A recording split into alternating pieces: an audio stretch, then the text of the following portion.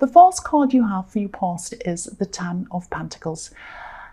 So yeah, this card, I'm seeing a couple of things in this card. I'm seeing families, and I'm obviously there's a family here, and building yourself up financially, money-wise. I think you were trying to build things up for yourself. You're trying to save money and all of that kind of thing, everything that goes with that. I am feeling some stress around this. I think you might have been, earning, saving, on the right track and everything.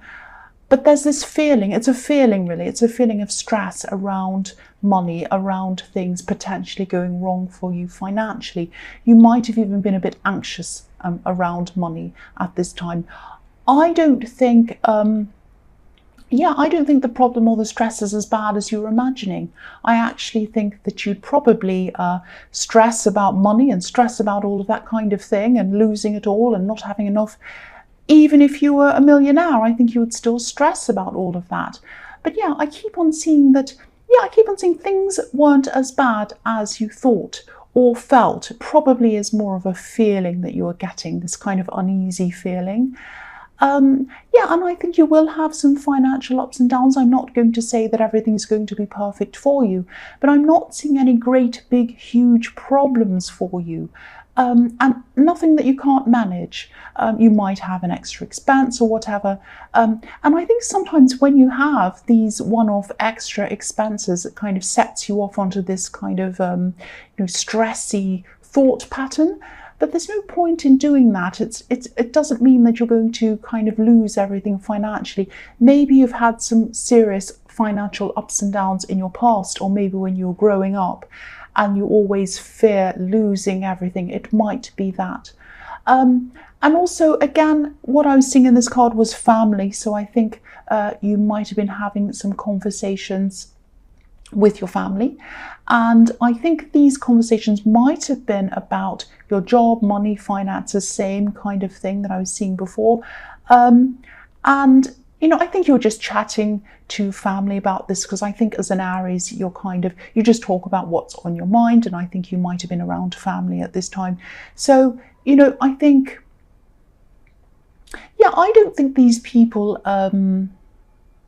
totally understood what you're feeling around money. I don't think they understood you. Maybe they don't even understand what you actually do in your work properly. So there might be some uneasiness about sharing that part of your life with some of these people for some reason. There's some kind of uneasy feeling around that.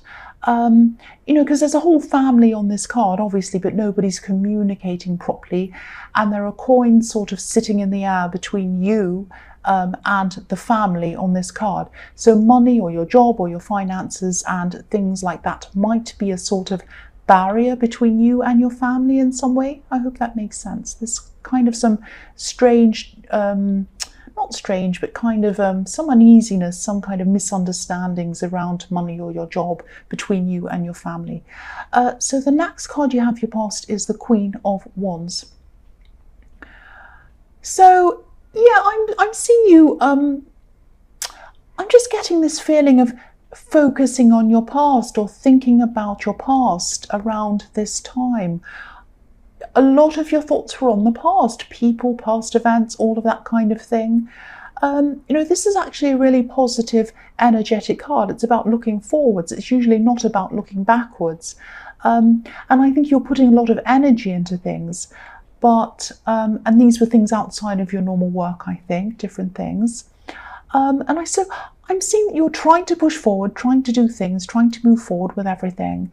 But your mind was on your past, and I think there might have been a specific person who was on your mind, and I think they might have suddenly come back into your mind. Something that you changed in your life, whether this was a change of scene or whether this, or whatever this was, might have triggered some kind of a memory of this past person. I'm just looking at this black cat on this card, and cats are notorious wanderers. They wander around all over the place, and I think at your heart you can be a wanderer in some ways. You don't like to, you get bored in the one place, but I think when it comes to love, you're not like that at all. You're not a wanderer in love. Once you truly love someone and you want to commit to that person, you will not wander. You'll tell them if you want to leave them, but you will not just keep on wandering from person to person. You're not like that when it comes to love. You're very honest. If you're having a problem, you will say. But I think this person was a wanderer, and I think you trusted this person in the past. You expected that same kind of honesty from them, and sadly that didn't happen, because cats, like I'm seeing on this card, I keep on looking at this cat, you can just see the top of his head, the top of his ears. Cats don't stay in the one place for this, for very long, and they kind of wander from person to person. They go round and around. They're not loyal to any one person. So that's what I think this person was like. But yeah, this is generally a very positive card. It's a very active card. So even though your head and your kind of emotions were thinking about this person and thinking about the past, which was triggered by something that you saw or something like that, your mind was still on pushing things forward, probably your work or your business and all of that kind of thing. And you're keeping a lot of these feelings to yourself, these kind of mixed feelings and these kind of emotions. You're keeping very busy. That's what I'm seeing. The last card you have your past is the 8 of Wands. Yeah, so again, I'm seeing this person that was on your mind, this person from the past. They were around your energy. They were around your energy. You were thinking about them. They were thinking about you as well at this time. I think this person knew that they hurt you. Sorry about that, whatever that is going past, a big van or something. Okay, I just lost because anytime a sound comes in, I lose track of what I'm picking up. It just drives me crazy. I'm going to move soon to a place which hopefully is not as noisy. Anyway,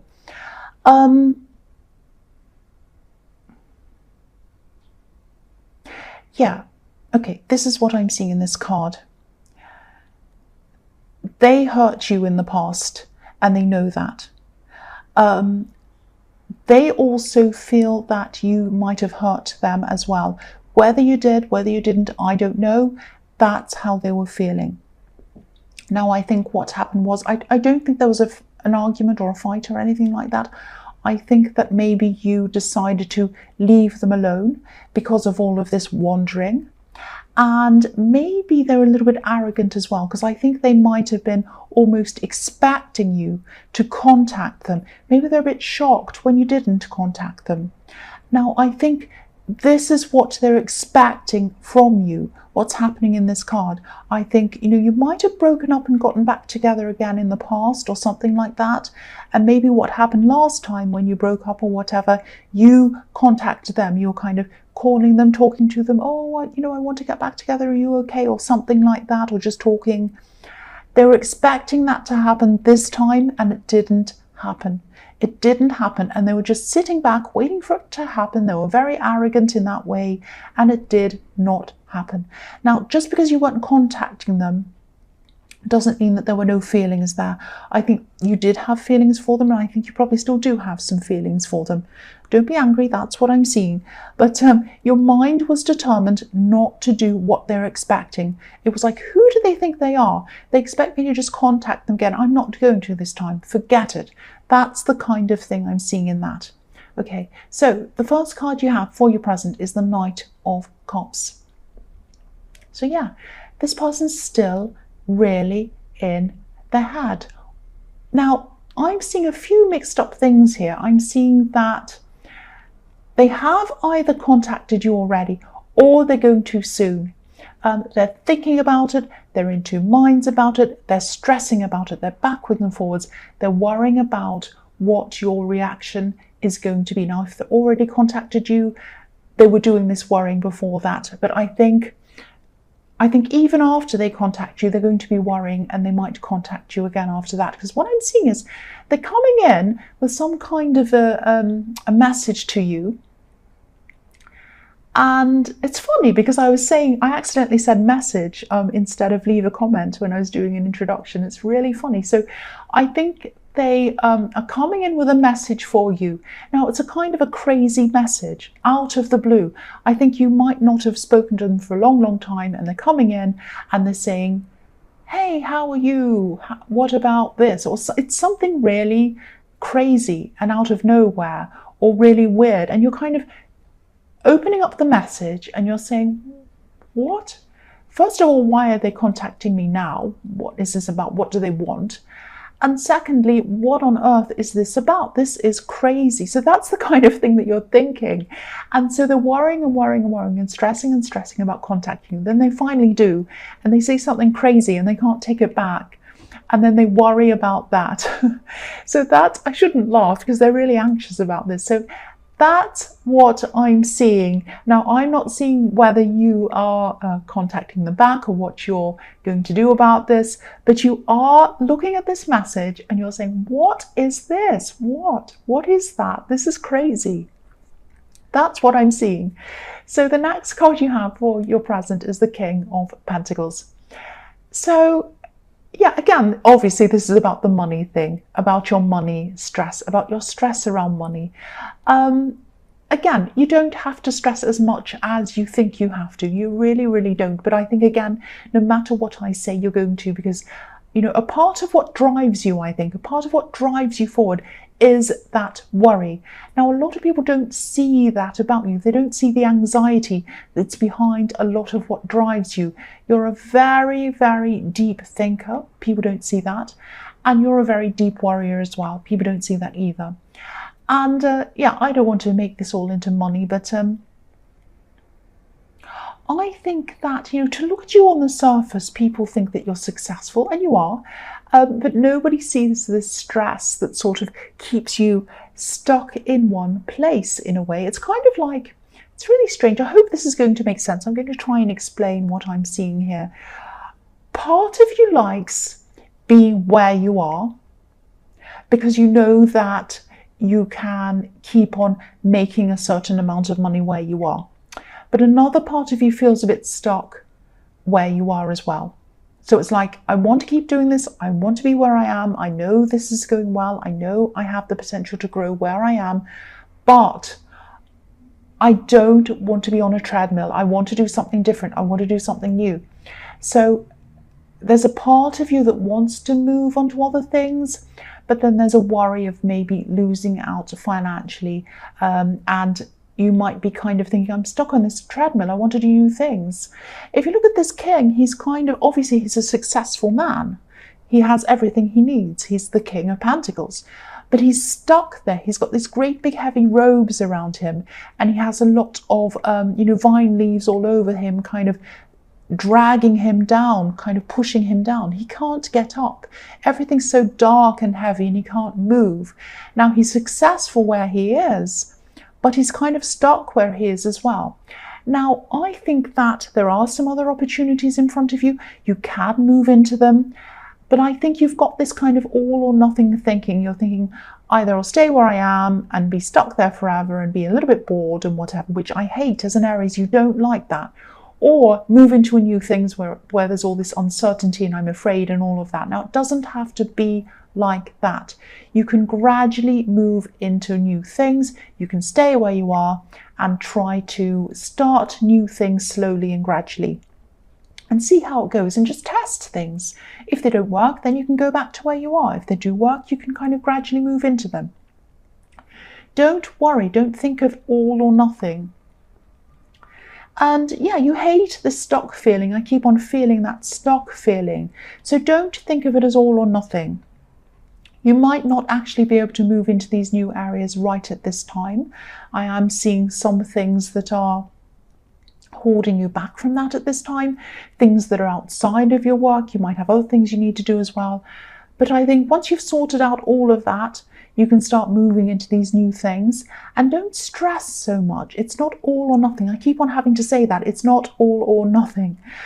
Yeah, so then the last card you have, your present, is the Star. So yeah, you have hope. You still have hope to move into these new areas that I'm seeing. And I'm really happy to see that you have hope around that, because I think as an Aries, if an Aries has hope, it means they're going to do it. So you are going to move into these new areas. But still, as an Aries, you still stress around all of this. I know that. And again, these are going to be gradual changes. It's going to be a test for you, I think, because I think you're going to have to be patient with your progress on these things. And, I think what I see around you is when you have a new idea, you either push through right to the end or you lose patience early and you give up. You say, oh, well, I give up then, I'm not doing that. And you get angry with it even. You say, I'm not doing that, that's rubbish, I'm not doing that. You're going to have to be patient with this. Try to think of each small step. Okay, this is what I'm seeing. Try to see each small step as sort of a stepping stone toward your goal. Because I'm looking at this big star on this card. And there are smaller stars around and they look a little bit like stepping stones leading you to one big goal in the middle. So if this is resonating with you, it might help for you to think about each stepping stone as like a mini goal for you to reach. So you're not kind of bored and sitting there and saying, oh, I'm never going to reach this big goal. Just think about each little goal and say, well, I've reached that. Okay, so now what's the next thing I have to achieve? Okay, the next step and the next one. And you'll gradually get there. And I think that might be how you have to, you're going to have to do this. So yeah, I'll go on to the next card. So the first card you have for your future is the Lovers. So yeah, here's this person in the Queen of Wands, this wanderer. Now they're definitely going to contact you. I'm seeing that again and again. This person is going to contact you. Either they have already, this is in your future, or they're having a lot of angst, a lot of anxiety around this again. This card can be about choices and obviously being in love. So they do have a lot of feelings toward you. They do have a lot of emotion toward you, but they're really stressed. They have these choices to make. And again, I'm seeing the same thing. They're admiring you. They're looking at you, probably looking at you online to see whether you're with someone else or whatever you're doing. And they are contacting you. They're going through this thing, should I, shouldn't I, should I, shouldn't I? They are contacting you. They're going to leave you this kind of weird message out of nervousness, I think. Probably they're going to be nervous. And then they're going to look at the message and say, what have I done? What have I done? It's like that old movie, really, really, really old movie in the 90s, I think, Dirty Dancing, when she walks in and says, I carried a watermelon. And then she's like, what did I say? It's like, it's I carried a watermelon. They're going to message you and say something a bit kind of crazy. I'm laughing because it's so crazy. And they're not going to be able to take it back. And then, oh my God, what have I done? I'm going to have to message again and say something to kind of say, well, I'm sorry I said that. I didn't mean that or something. So it's going to be like that. I'm laughing because it's just so crazy. I keep on seeing this. So that's why you're opening this message and you're saying, what is that? What? And then you'll get another one. And actually it might break the ice. I mean, being a bit silly and a bit funny might actually break the ice. I don't know. You might be actually angry with this person. I don't know. But that's what I'm seeing with that again. I'm seeing a similar thing again. So the next card you have for your future is the Three of Swords. Yes, this is a terrible card. This is obviously the heartbreak card. Nobody likes this card. Okay, what I'm seeing in this one, I hope this is going to make sense. I'll try and tell you what I'm seeing in this. I'm actually seeing you picking up things, physical items that you own. Maybe personal items, and there's a lot of emotion around picking up these personal items. I'm seeing a lot of memories or old feelings around these actual items, and maybe this is why I was seeing family in the Ten of Pentacles, because maybe you're picking up things from family, but they're from people who you've known for a long time, and they might have some of your things, and you're picking up these things. You're having to either pick them up or divide them up, and there's a lot of kind of, that's mine, no it's not, that's yours, no it's not, that's mine, and memories around the things, looking over the actual physical things and saying, oh, I remember that time and I remember this time. And then there's a lot of kind of, no, that's mine, that's yours, and hurt feelings around things. So there's a lot of sad energy around this. when you're picking up these physical things, I think if this is resonating with you, I think what you're going to have to do around this is, because I know you have to do this, you actually have to pick up these things. It's something you have to do. So I think you're just going to have to do this, pick up the things, get in, and then leave. And be very polite, say the bare minimum, and then leave. Because I think there is someone around this, probably whoever you have to pick these things up from, who might try to drag this out and have an argument or feel sad or have a conversation that kind of drags things out and makes it kind of difficult and hurt and all of that.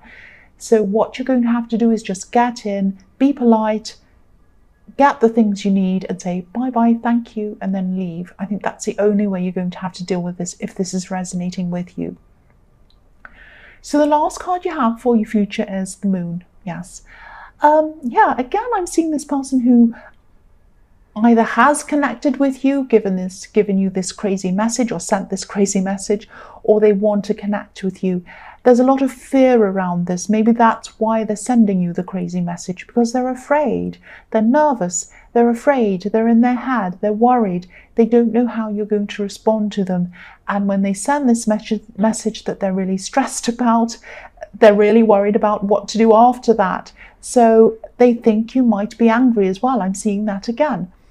If you look at the lobster on this card, he's kind of coming out of this dark water. I'll move that up so you can see. So there's a lobster coming out of the dark water, and he's trying to climb up this hill. He's hesitating, he's afraid, but he knows that he has to. He can't go back. He has to move forward. He knows he has to walk past this angry dog and this wolf who's barking and howling and all sorts of horrible things. He has to keep walking. He's compelled to keep going up the hill. So this person is compelled to talk to you, to message you, even though they know that you might be angry, you might be upset with them, you might be afraid. They tried to leave it to you to contact them. You didn't do that. So they're going to have to contact you more than once. That's what I'm seeing. They're afraid, but they're kind of compelled to do that. That's what I'm seeing. So either they've contacted you for a first time and they're doing it again in the future, or they haven't started doing this yet, but they will. They are going to contact you. That's what I'm seeing.